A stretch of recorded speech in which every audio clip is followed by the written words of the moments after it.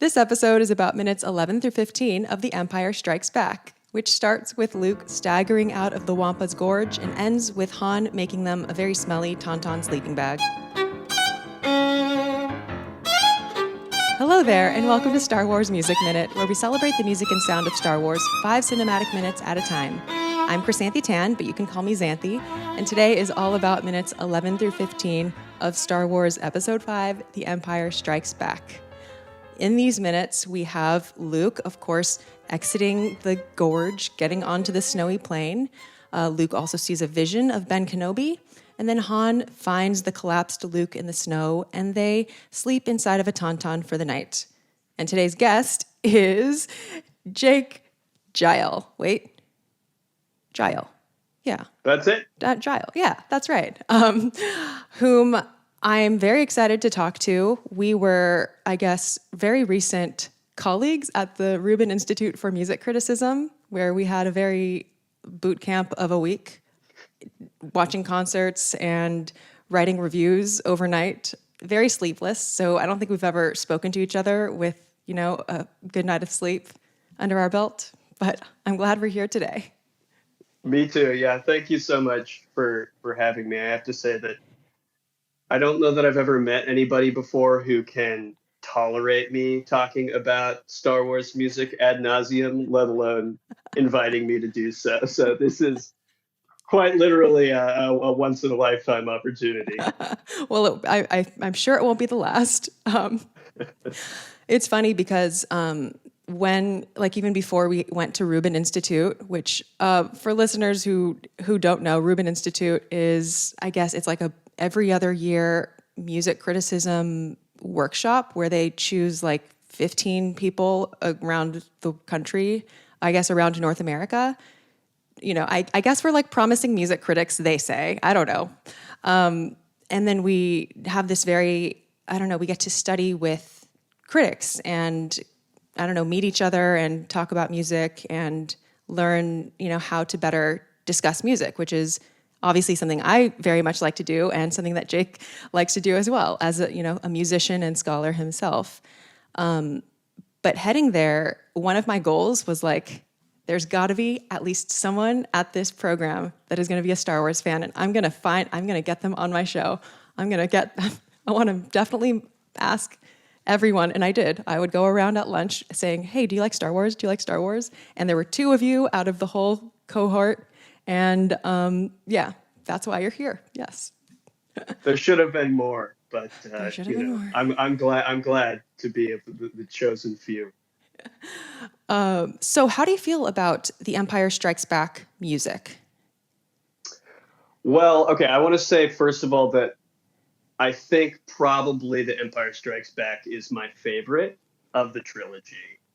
Of course, I love really all of the music, at least, especially from the first 6. But I really, really love how during the second movie, you get so much of the development of the musical themes alongside the developments in the trilogy, because A New Hope is great, but it's also so much of a setup, and here you really get to be thrust into the arc of the epic.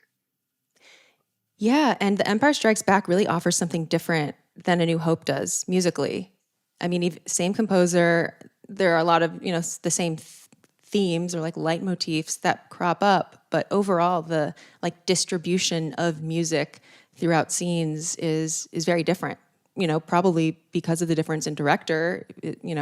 No small part. But yeah, I am really excited to be going through The Empire Strikes Back 5 minutes at a time because, already there's so much to chew in it. There's a lot of ways to slice. There are many ways to slice the music in this score. We can talk about atonal stuff, rhythm, pacing. There's extended techniques. There's so many extended techniques, in the strings and winds and everything. It's a lot. It's very definitely, and also the stuff that isn't strictly speaking musical, right? Lots of really awesome Foley work and Sort of Definitely. an interesting integration of like atmospheric sounds and musical sounds, especially in this clip, is a great one to talk about that. Absolutely. Yes. Yes. They are they work together really, really well. Let's actually start listening to this clip so we can get into it. Come on, give me a sign here. So this is the tail end of the previous cue. Just kidding. I started too late in the clip. Okay, let's start over. Okay, here we go. This is the tail end of the previous cue. I was like, why is Han in there? That little brass stinger. So here, obviously, we have the howling wind. And we're about to have almost 3 minutes of no music. It's just the barren, but very loud still. Like, it's not quiet. There's no music, but it's certainly not quiet. You must come along now, Artu. There's really nothing more we can do. And my joints are freezing up. Don't say things like that. Of course we'll see Master Luke again. And he'll be quite all right. You'll see. Stupid little short circuit. He'll be quite all right. Droids. Good stuff. Good stuff. And right off the bat, I do want to say that according to Ben Burtt, the motors, like the sound of Threepio walking and moving about, you know, how loud his movements are. They bought a door from an old Cadillac Eldorado, which had the motors in the door that operated the window up and down. And they used that window motor for Threepio walking. So, Oh, I love that. pretty creative. And I love when he's moving around, like his little jerky movements that are occurring while he's speaking, and it's like it's almost too loud. It's almost obtrusive, but not quite. Yeah. And I can't help but notice the parallel between this moment and In A New Hope when they land on Tatooine, and Threepio also is complaining about his joints. So I guess that's a We have that in common. It's recurring. Yes, I get it, Threepio. Especially if I were on Hoth, I think I would just be aching all over all the time. So Threepio's keeping them, at least the droid has some real needs here. So yeah, window motor of a Cadillac. Super cool. Yeah, very cool. And here, okay, now we're almost a minute into the clip, and we still just have the sound design. So this is Luke. It cuts back to Luke, and he's struggling to stay upright. He collapses in the snow.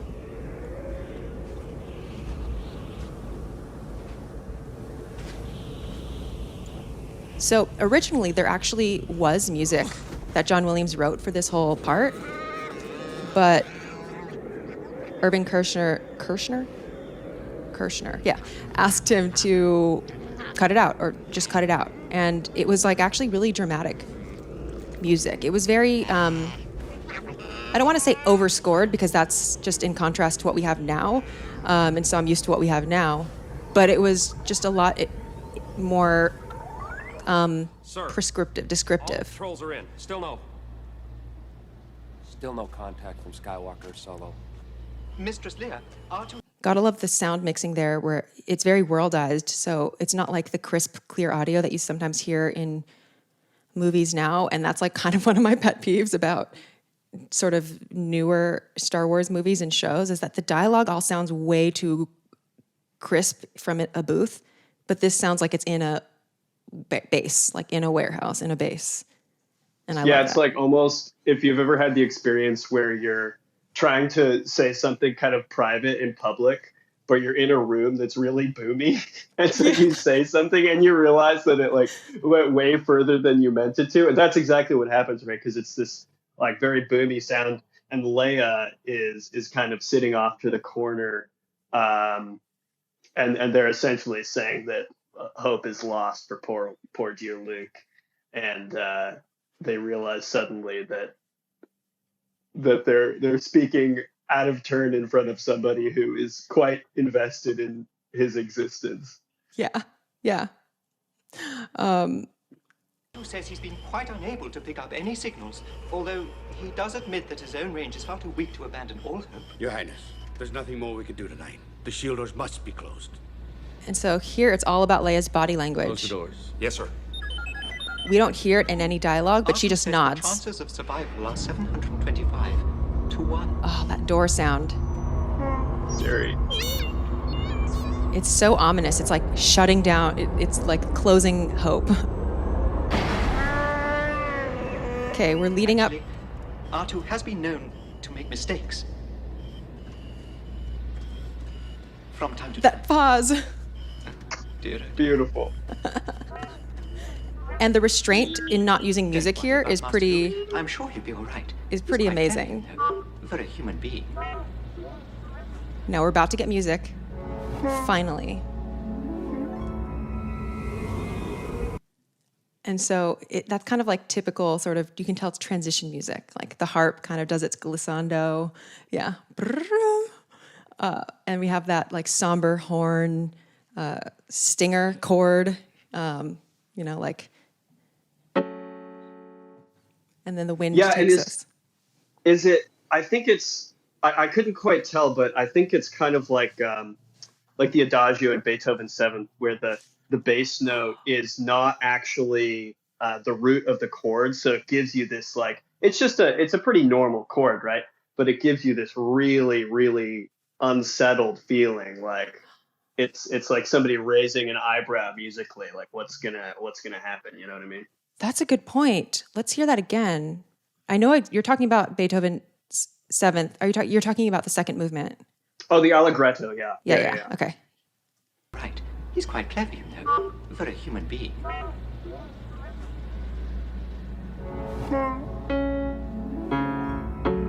Is it maybe in second inversion? Yeah, which is exactly in the Beethoven. It's an A minor chord with the E in the bass, which is bizarre way to start a movement. You're totally right. Yeah, as soon as you say that, I feel it in my like muscle I feel it in my memory, in my body. I know what you're talking about. Yeah, you're right. Because it doesn't just sound like. And I think the order of the notes in a chord, the inversion, if you will, or just the voicing of things can make such a big difference. And especially putting something the C would be like, the C sharp would be like the 5th. Putting that in the bottom feels like the most, it's not unusual, but it's the most disorienting for me sometimes. It's not disorienting, but it's just like, I don't know, it feels different than just a standard triad. When you're introducing a new thought, especially, and when like the music's just beginning again, you expect to be grounded in something. And this completely robs you of that feeling. You feel very vulnerable and exposed and uncertain. It's like stepping into quicksand or something. Yeah, the grounding is, I think, the key word there. So I guess, we'll pay attention to the next time we hear that sort of horn, somber chord. By the way, this corresponds to 429 of The Wampa's Lair / Vision of Obi-Wan / Snowspeeders Take Flight, which is a track on the Empire Strikes Back Special Edition soundtrack. So, I also believe it is on the regular version of the soundtrack, or the one that's on Spotify, in The Heroics of Han and Luke. I think that's the name of it. But in any case, this is also Q2M2, Ben's instructions. So we will keep listening.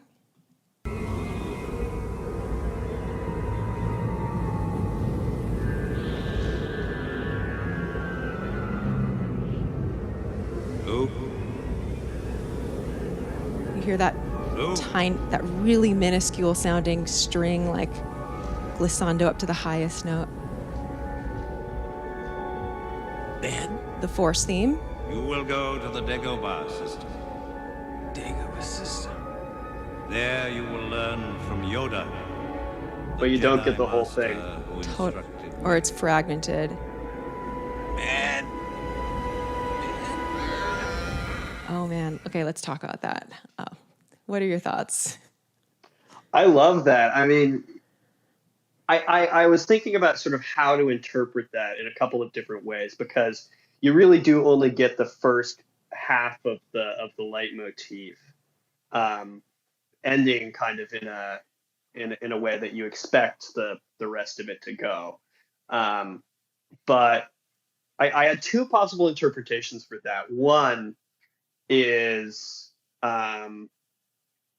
sort of Luke's vulnerability, but I think more than that, it's the way in which he's not quite yet connected to the Force fully, right? Like he just had that episode where he sort of struggles to pull the lightsaber out of the snow because he hasn't quite got the hang of it yet.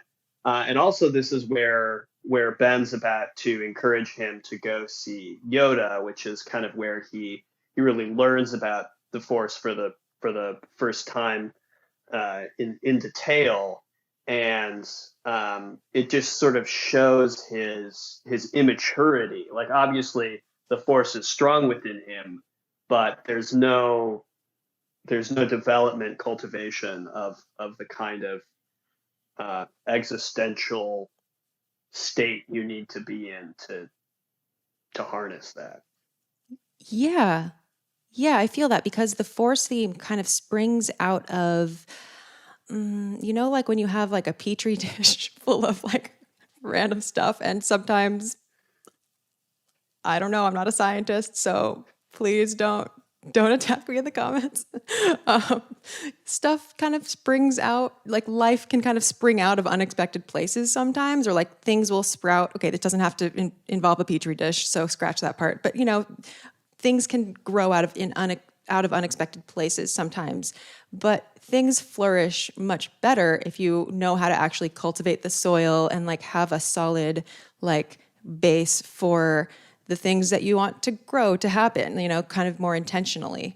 And here, it's not like we have, like the Force theme is not emerging out of a very solid like tonal base or anything like that, or even rhythmically, like it's not very confident. It's not very assured. It's not how we hear the Force theme in other places.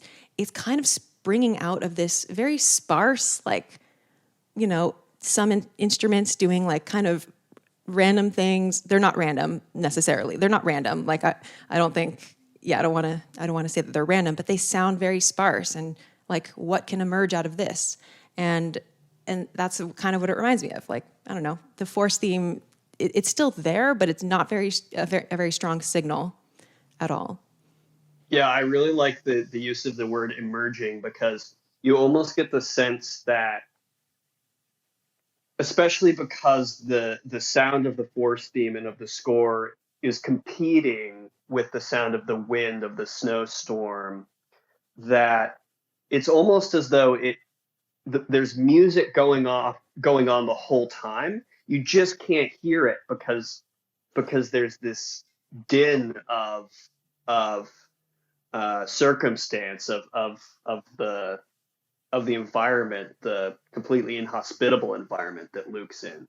And so it's like he's struggling to cling on to life, to hear the Force, to observe the power of life in himself. And ultimately it kind of gets obscured, right? It can't continue. And he collapses just before the next clip, I guess. Yeah. And, I like to hear how the other instruments are they are making an effort. It's kind of like, here's another analogy, like rubbing sticks together to try to make fire. And you might not have the right, it's sort of like rubbing number 2 pencils together. Like that's what they're trying to do here. And their attempts are consistent within themselves, but just, they don't really light the match quite, strongly. Like, let's listen back. So I'm thinking of what happens before the Force theme. So the flutes are going like, but they're doing it over and over again. That's like their thing.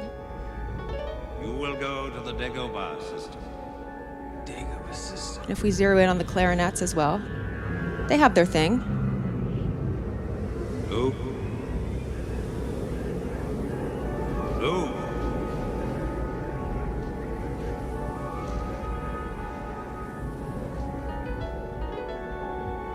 Ben? You will go to the Dagobah. And the strings have their like tremolo. System. There you There's the will flutes learn again. from Yoda, the Jedi Master who instructed me. We have some brass jumping in with mutes. Ben. And we have the harp going up and down. They're like trying. They're trying something.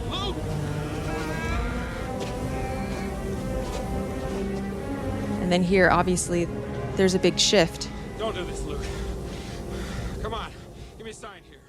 I love that shift there.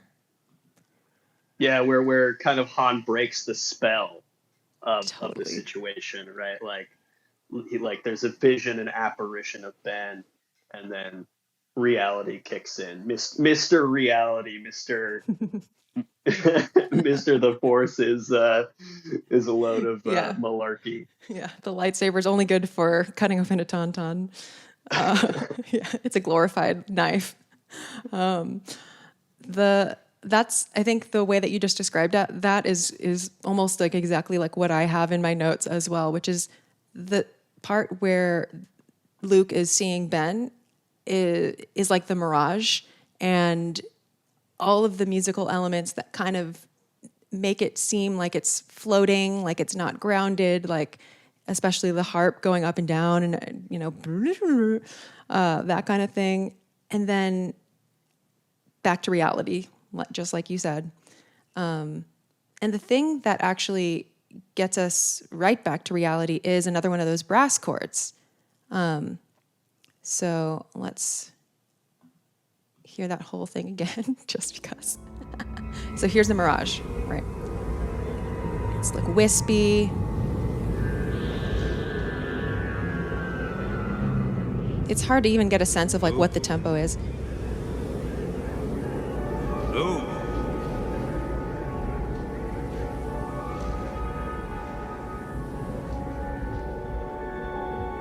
Ben. Celeste. You will go to the Dagobah system. Dagobah system. There you will learn from Yoda, the Jedi Master who instructed me. Ben. And the violins just double that note. Brass chord. More motion, his più mosso, as Han kicks into gear. Each one dramatic. increments. Yeah, exactly. Each one increments a little bit Give me in. a sign here.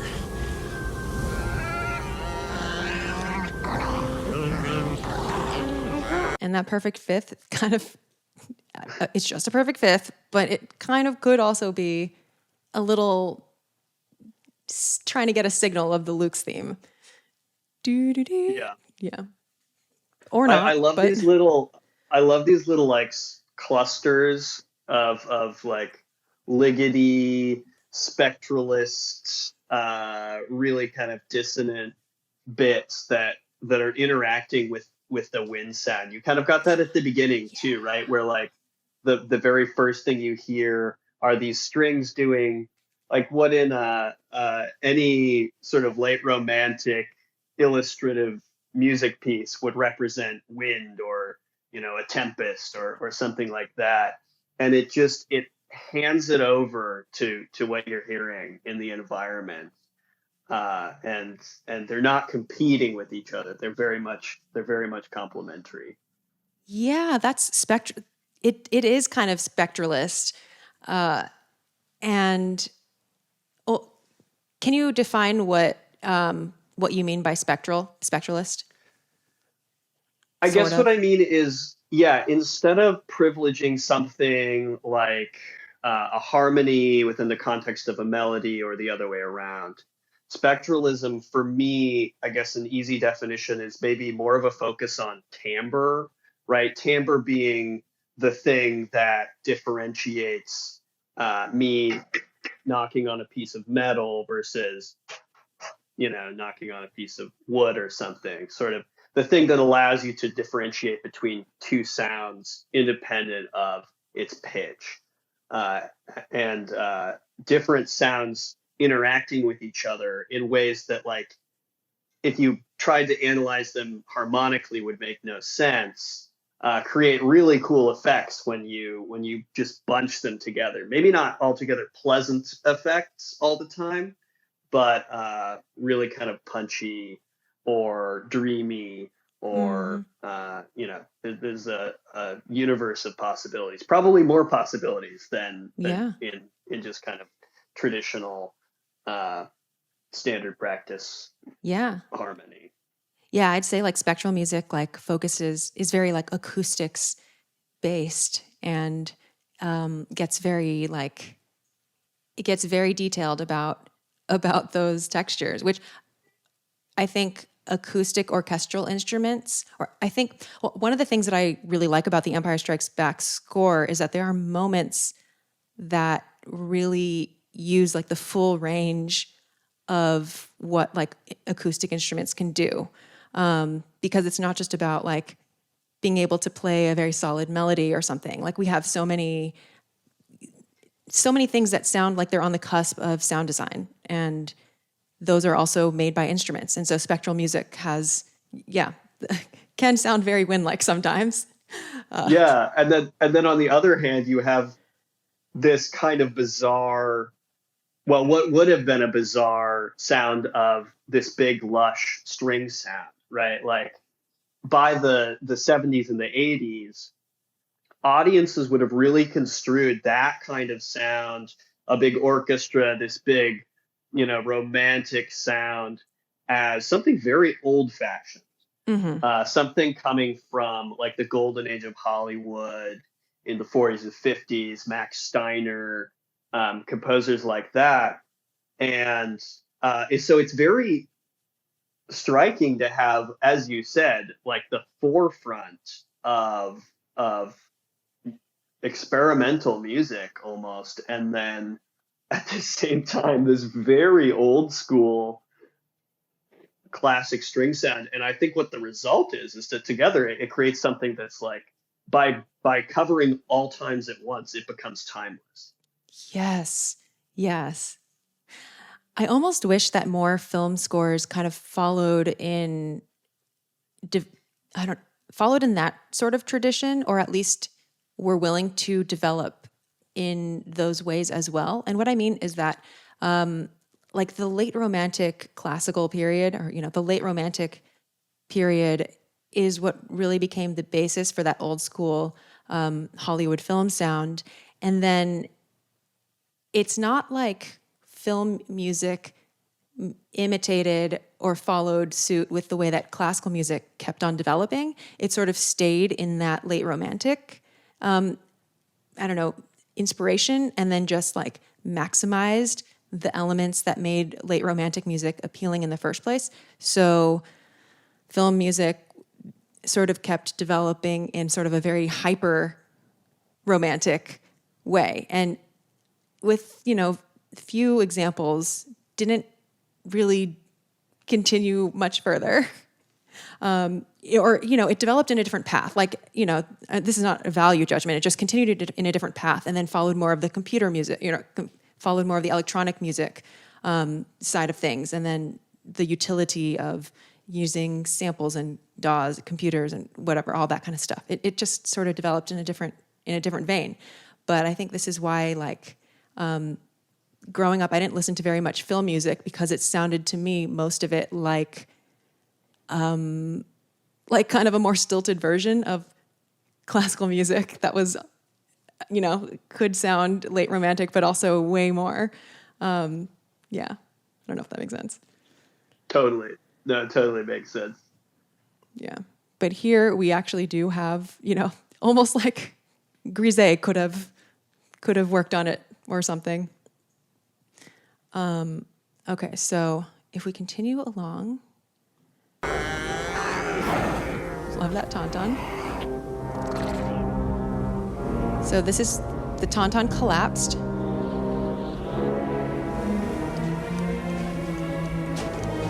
Now we have some tempo pushing a little bit. Not much time. Ben. And the strings are like tooty. They're like,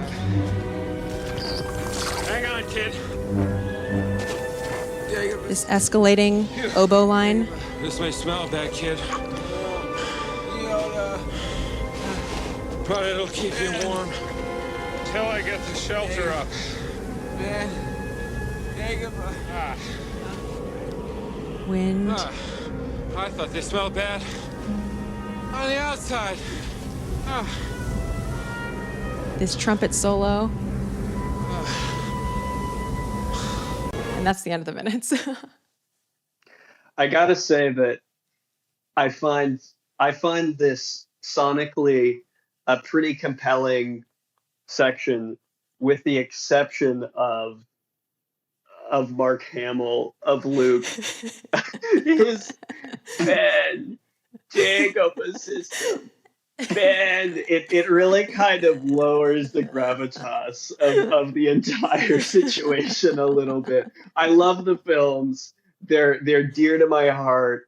But I think we can all admit that sometimes maybe that the acting and the dialogue could use a little work. I agree, but also I don't have a clear. I can't look at it clearly because it's so part of me that I cannot be objective about it at all. Totally agree. Totally. It's like my childhood, you know. I mean, it's a part of who I am. Yeah. So there are some things where I'm like, okay, yeah, I can see how that's cheesy, but you better not change it. That's how it is. Don't touch it. Especially when things have become like memeified and just, yeah. Oh yeah, got to do it for the memes. Yeah. So here we have a visual of Han. Is this the only time he's used a lightsaber? I'm not sure, but it's possible. And I just have to say, like, the colors on Hoth, the colors in this film really are so striking. This whole thing is quite a mood. We have some guts. Sorry, content warning. Yum. We have some guts there. That was a very impactful like scene for me as a child as well. Just seeing those like spill out, like, whoa. Imagining the smell. You can smell it. Like, you know, something comes to mind when you see that and hear Han retching. And you hear the squish.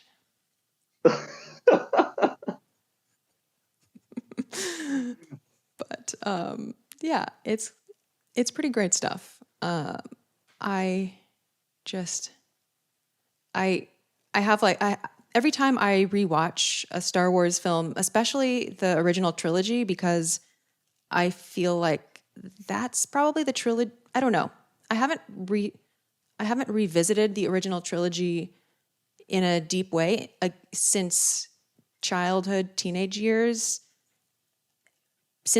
until I did this podcast, because I sort of would always watch the prequels, like when I wanted to see Star Wars. And I don't know why, like maybe I just took the originals for granted that they're there, but the prequels to me always felt fun and sort of, you know, childhood as well. But I have much more appreciation for Empire Strikes Back as an adult compared to as a kid when I thought some of the slowness was boring. But this Hoth stuff is very spaced out, gives a lot of time to not have emotions sort of like fed down our throats, I guess. And it's quite contrasting to A New Hope, which is much more clear in its emotional direction. So. Yeah, it's almost like the visual element matches the sparseness of the sound. It was interesting that you said earlier that much of this had been through composed, and then that was sort of reneged, because I think the silence is really effective. Like we tend to think of music as something that's really dramatic. just like we tend to think of color as something that's really dramatic. But in both cases, the sonic silence or the visual mutedness of how many gradients of black, white, gray can you get out of something is a really interesting expressive range. Yeah, I'm gonna actually play some of the original music that was composed for this, which you can find on the special edition of this album, and it's the track "The Wampa's Lair," Vision of Obi-Wan, that whole thing, Snowspeeders Take Flight. So yeah, most of the first like half of it is what was originally composed for the part that's now quiet.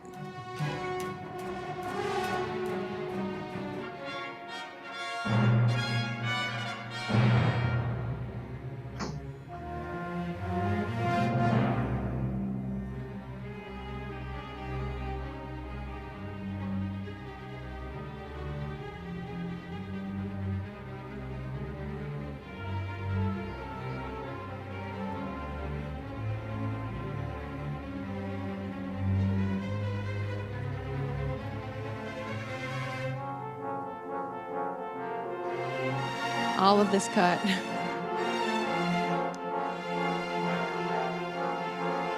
But he was composing his ass off.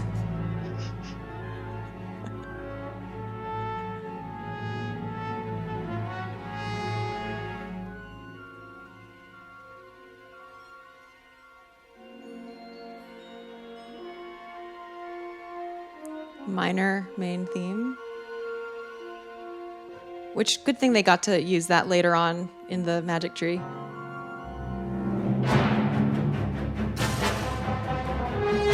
Stravinsky. Totally. All of this cut. Yep. It's like, see, it's so much more active. And instead we have just silence or no music.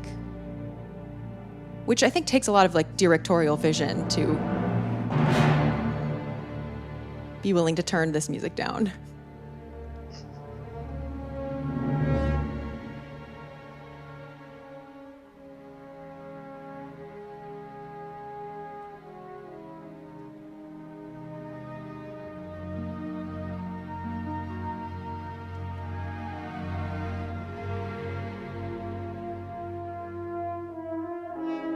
There's so much of it. So now we're leading into...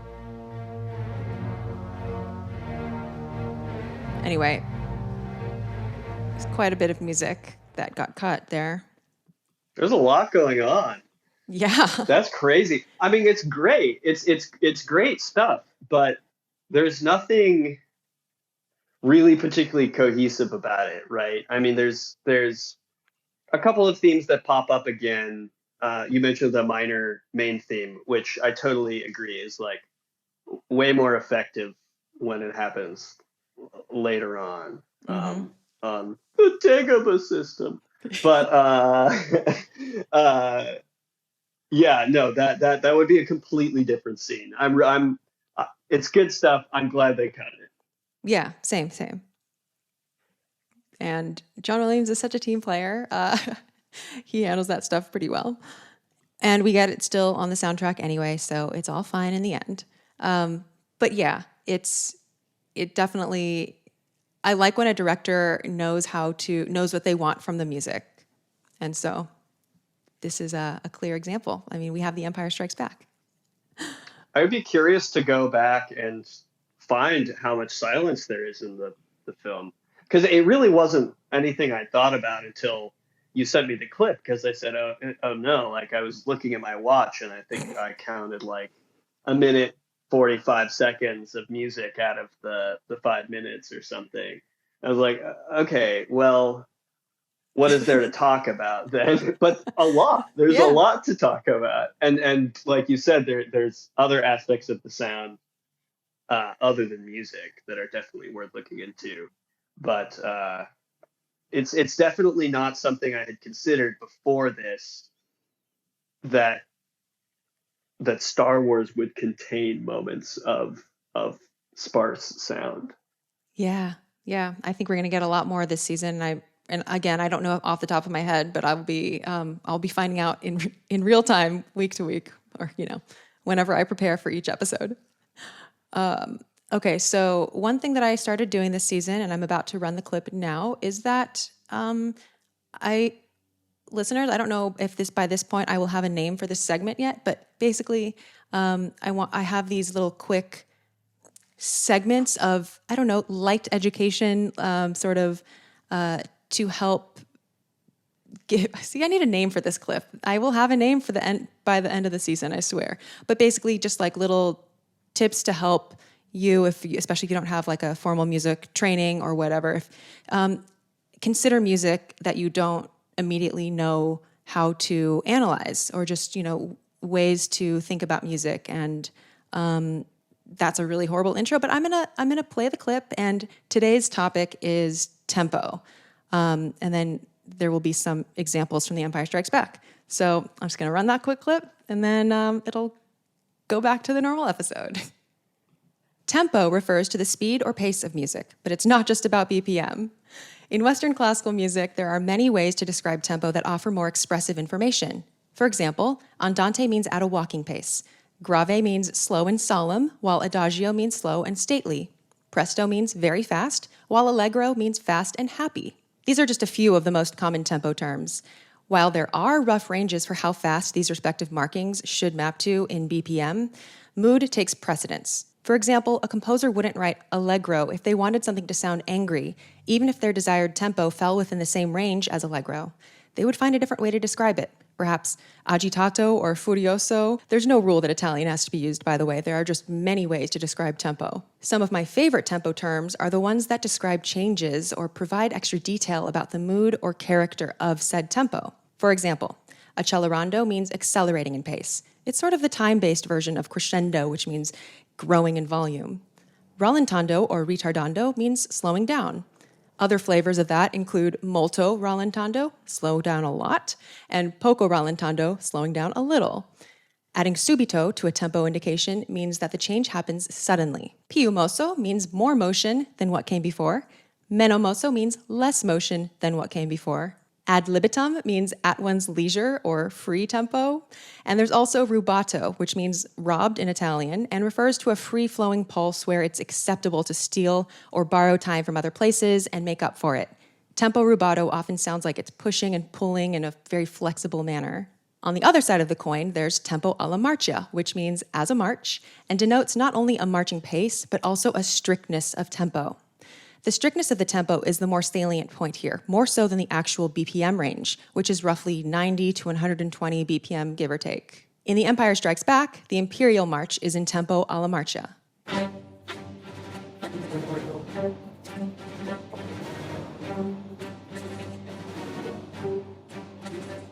Note how strict the pulse is. We'll hear a contrasting example in a few seconds. A tempo indicates a return to the baseline tempo, usually after a period of slowing down or speeding up. You may be wondering why this would even matter if you're not composing or reading off of sheet music yourself. And it's true that when we're just listening to music, we don't know for sure which tempo markings are indicated in the score. But the words themselves are not what really matter.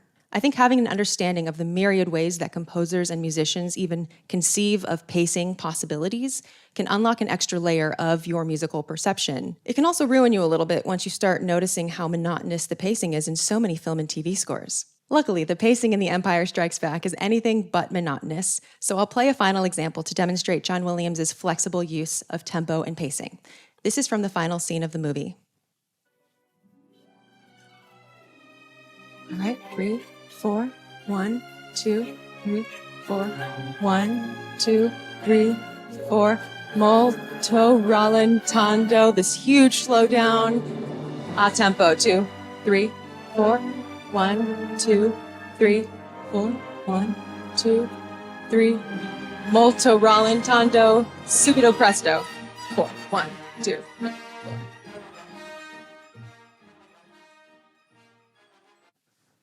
Oh, it's so good. That music is so good. That was awesome. I love that. Thank you. That's a phenomenal explanation. Oh, thank you. There's no possible way I could have ever done better. Oh, well, Well, I appreciate that. I hope that made sense to people listening. And as always, if you have something that if there's a term, if there are terms that come up in episodes that you don't understand, even if they seem very, very basic, but they're kind of holding you back from getting further into the conversations, please let me know. Nothing is too silly or too basic. I would love to know because I really, this whole show is not just so quote unquote experts can just talk to each other about stuff that the rest of people don't understand. Like I want everyone to feel like this is accessible knowledge, information, ways to perceive and, I don't know, analyze music on your own, because anyone can analyze music. You don't have to be a musician. Period. It's a fact. Yep. All right. I think the more music education you get, the more you learn that you're just pretty much finding a lot of 3-syllable words for stuff you already knew. Yeah. Yeah. It's sort of, in a way, it's like validating, and for that reason, and for good and bad, like it can be validating in a way that stunts you from like accepting other perceptions that other people have. And I understand when people sort of want to hear a quote unquote music theory explanation of something, because I think a lot of people want to hear their ideas, their feelings about things, like sort of validated by complex language or some frameworks that have already been like tested and discussed by scholars or whatnot. But so much of the time, like people's spidey sense, like feelings that they just have, are already correct, are already exactly on the right track. Absolutely. That was my favorite part, I think, of your tempo explanation, was that like I can sit here, I have this like old fashioned metronome that probably too small to read, but I can move this dial. So, here's a largo. Oh, dee, do, dee, da, da, da. Or something like that. It has all these numbers. It looks very mathematical. And it's not nearly as important as the way that it makes you feel. And I think you're so right on. Like, maybe you can't get a piece of music, listen to it, and be able to say that's 48 beats per minute. But if you say, oh, that feels really expansive and luscious and delicious and slow, then that's absolutely the most important part of that conversation. Totally. And I think the benefit of like having language for it, even though it doesn't at the end of the day matter what language you're using, like you could use French, you could use German, you could just say it in plain English, but make it descriptive. I think one thing that is really awesome about music notation is the economy of like sort of the economical way that space is used to convey a lot of information. Like I think like on a score, the words that have developed, sort of the designations that sort of can both mean a tempo rough range, but also like a mood. I feel like it's so effective and efficient. Like allegro immediately connotes like a feeling as well as sort of a lively tempo. And there are so many tempo terms, like really that was just scratching the surface, but yeah, it is worthy to, it's always worthy to think about, because things like melody and harmony are probably discussed more frequently in the context of music, classical music, film music, because they're kind of easier to grasp onto, I think. Time has to be experienced in time, and so it can be harder to incorporate, like to organize what you're listening to and make sense of it. Yeah, I definitely think it's like a weird Western bias we have where we privilege the quantifiable over, because you can prove them or whatever. And we're so uncomfortable with anything else. So much so that we organize the importance of musical characteristics in ways that are really limiting and blind us to a lot more important aspects. And the cool thing about Star Wars music is not necessarily its complexity, although it is very complex. It's just like the sheer emotional range that Yes. you get to experience in the course of a couple hours is like it's all of the emotional range one experiences in life, and that's pretty cool. Yeah, I couldn't agree more. And I think in Star Wars discourse specifically, I think the conversation around music is very, very focused on the themes, the leitmotifs. Like I think that's where the conversation is amongst most fans, I would say. And as we move into an era without John Williams, and we hear different composers, give it a shot, try scoring a Star Wars. We are hearing varying degrees of success, I would say. And it can be confusing because on one hand, it's like, well, we're getting themes though. And isn't Star Wars like about the themes? Like I liked when that theme came in, but something about it still is either different or is not the same way somehow. And getting past the theme discussion is kind of the hardest part, but also I think where a lot of the answers lie. Or even getting past the music discussion. It's like, Yeah. I was thinking about the way in which I think that we talk about sound and we talk about music as two different things, but they're both part of the soundtrack. And really what makes them different is not anything that has to do with the movie or what we're watching or listening to or consuming. It only has to do with the way in which we as listeners, as viewers, organize it in our brains, right? Like we're like, okay, that's a real world sound and that's the oboe. And particularly in moments of this clip, and I mean, really like you said, the whole trilogy, that's a pretty arbitrary line to draw, right? I mean, you may not realize it because they're familiar sounds.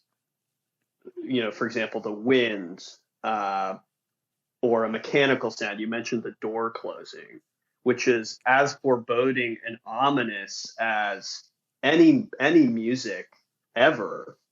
But it is really organizing the way in which you experience something, and it's organizing it through your ears, and that's something that I think really makes it very little different than the role of music.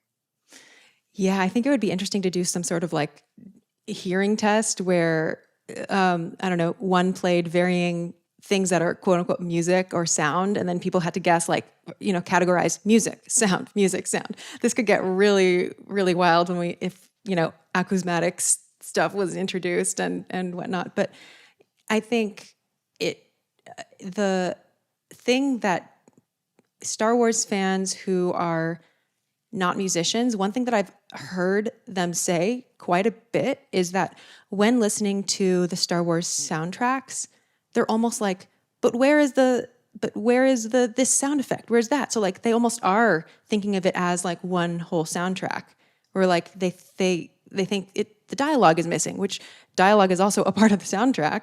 The whole sandwich, it's the whole thing together.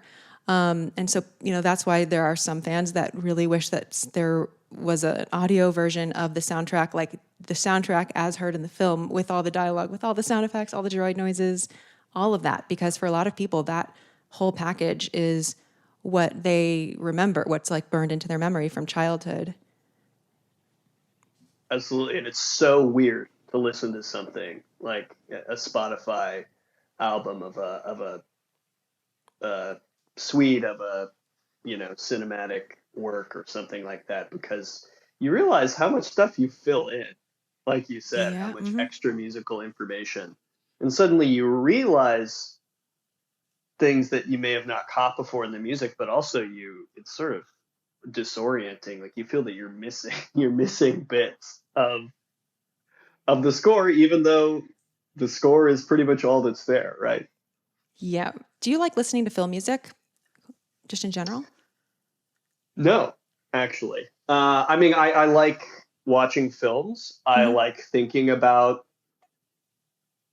the score in the context of the film. I really never ever sit down and just listen to a cinematic soundtrack. Probably for that exact reason. I mean, maybe some exceptions. I like some film movie musicals. You know, like I like the old Fred Astaire, Ginger Rogers stuff from the 20s and 30s. I like uh, Oh Brother, Where Art Thou, the Coen Brothers film, stuff like that, where sort of everything is compartmentalized. But in terms of something where there's a score that's integrated within the action, within the plot, within the sound effects, for me, it's just too weird. I would rather just sit down and watch the film. Yeah. I think you're one of the first, if not one of the very few people who feels the same way about it as I do, which I don't. Oh, really? Yeah, I don't. I've said many times on the show that I'm not actually a soundtrack listener. So like for me, learning the names of the soundtrack, like I didn't even own any of the soundtracks. I just never listened to them because I just know it from the movie, and that's why this show is like about in the context of the movie, not not just going track by track or cue by cue or theme by theme, which is another way to organize it. But I think that misses so much of the context of like the underscore that gets not ever talked about, or just how it's working in the context of the film. Like I think that's the point of like a score is it's a collaborative, you're working toward a film. It's not just a soundtrack with tracks. And yeah, I don't really enjoy just listening to soundtracks. And I find the experience very different from seeing it in the film. Sometimes for better and for worse. Sometimes I like despise the score when I see a film, but then listening to the soundtrack, I'm like, okay, the music's not bad. It just was a bad score for the film. And so, Yeah, totally. And I mean, I think too, there's specifically with Star Wars, there's the kind of Wagner aspect, right? And like, I realize that Wagner is a problematic figure, like raging anti-Semite and otherwise generally unpleasant human.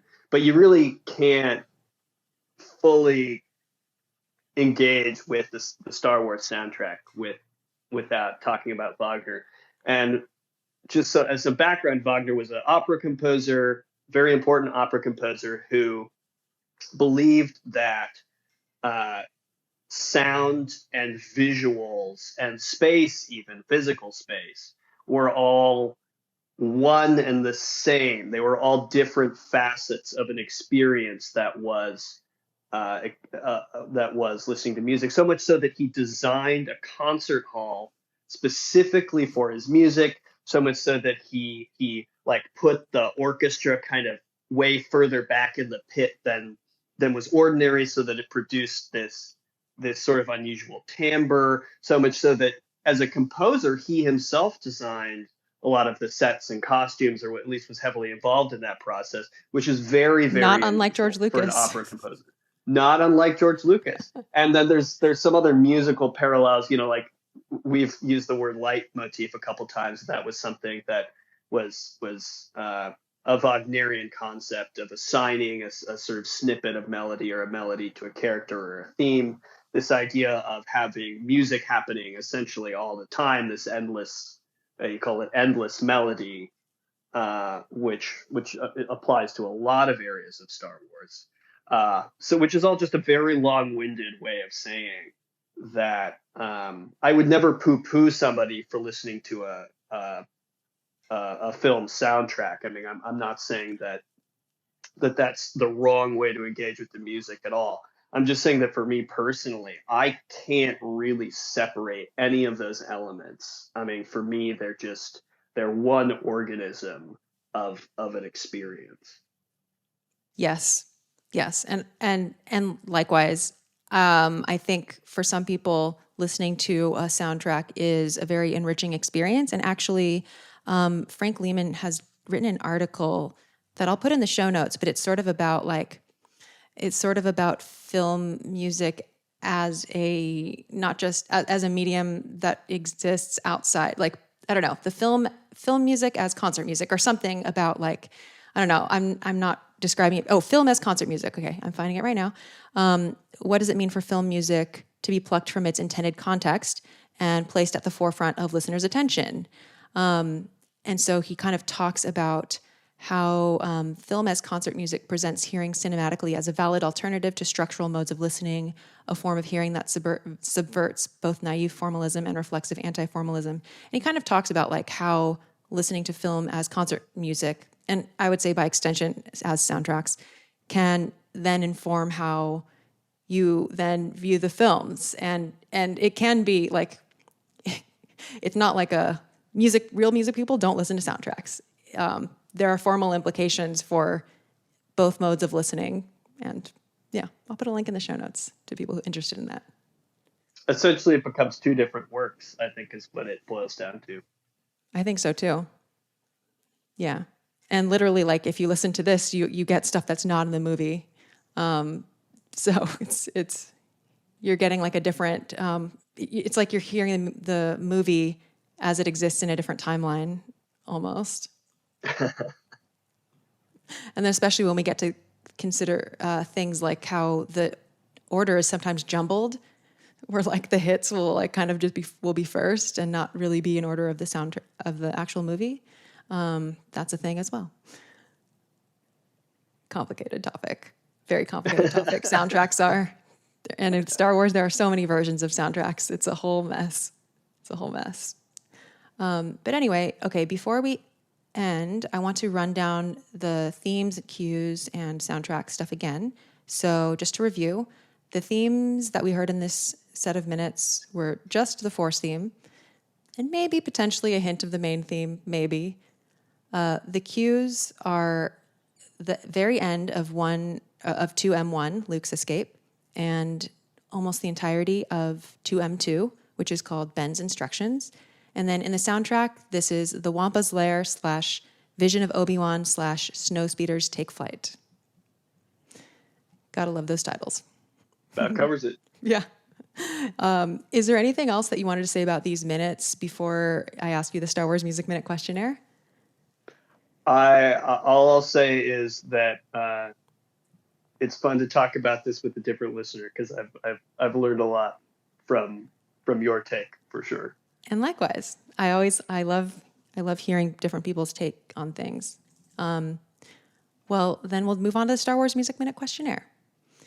This is the same set of 3 questions that every guest answers, mostly for fun, but also just to collect a variety of things and kind of get how different people listen to music and conceive of things. The answers to question number 1 in particular have been so fascinating to see the huge variety in question number 1, which is, in exactly 3 words, what does Star Wars sound like? I hate sand. No, I'm kidding. Unproblematic intergalactic Wagner. That's my final answer. That's funny. Yeah, I like that. Never gotten that one. Question number 2, what is something related to Star Wars music or sound that you want to learn more about? Definitely the Foley work. The people in the room essentially figuring out, like, you know, how to make wind, how to make Darth Vader breathing noises, you know, how to make Chewie sounds. Well, I guess probably some dude made the Chewie sounds, but, you know, all of the stuff that isn't the music. I think I have a pretty good handle on that, but I would have loved to be in the room where, you know, all these people experimenting absurd objects to make Yeah. cool sounds. That would have been fun. There are many good stories that I've heard, and I wish that we had like a full history of every single sound. But yeah. Special episode, maybe. Yeah.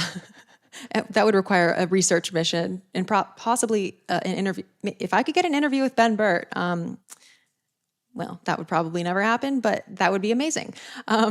So final question is, what is a score or soundtrack that you're fond of besides anything Star Wars? Okay. I have a running list on my phone, actually, but I have to say, I'm sure you've this one's pretty unoriginal. I'm sure that this one's come up before, but because it is absolutely closest to my heart next to Star Wars, the Lord of the Rings soundtrack for me is just it's very different in some ways, but the way it just perfectly grasps the emotional content of what you're viewing, the way it goes above and beyond in being part of the narrative is just really, really makes it, I think, one of the finest soundtracks ever. Awesome. Would you say like just Lord of the Rings, the first one, or just sort of the trilogy? I think the trilogy. Yeah, I guess I hadn't really thought about parsing them out. That's all right. And I think you need to give me another few weeks to to figure it out. Definitely, we'll forget about the Hobbit movies, and I don't really want to talk about the Amazon series in terms of music, but fair enough. We'll go with the original 3. Cool. I think everyone who has given Lord of the Rings as their answer has also said, but not the Hobbit. So that's pretty funny. Finally, do you have any work online or places online that people can find your work or follow you or whatnot? Sure. I've started writing pretty recently for Early Music America. If you're into pretty much the opposite of all of this, which is the kind of music people made like when they were still dying of the bubonic plague, then you can find some of my stuff trickling out on earlymusicamerica.org or com, or just something Google like it. that. Cool. Something like that. Nice. And maybe move on from there. We'll see. I forgot to mention, well, you're a Baroque music specialist, right? Or Renaissance as well?